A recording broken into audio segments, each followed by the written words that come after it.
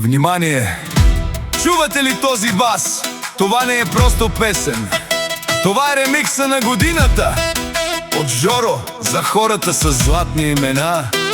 Дами и господа, за патрона Михаил и неговото семейство. Звук на форсиране на спортна кола. Врум! Пускай бита на макса! Късай! Саса! Опа! Няма спиране за краля на купона Михаил! За неговата кралица Красимира! Двама патрони, една съдба. Злато в ръката, чест в душата.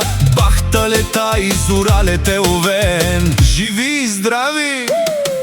Дай бита за момчетата, за лъвовете, синовете милионери, Ангел и Делчо. Силно! Където стъпят закон, където отидат трон. И за снахите, дето няма равни на света, Стефка и Атанаска.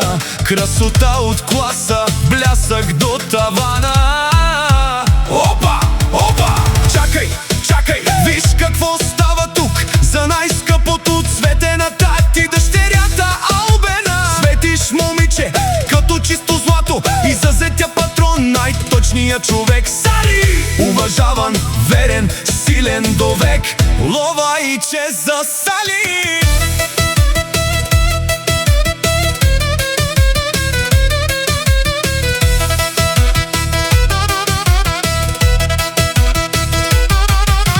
Михаил го може, Михаил го прави. В Холандия работи, в Харманли го върти.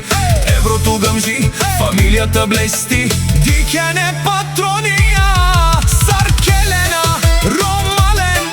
Всички горе, чашите нагоре.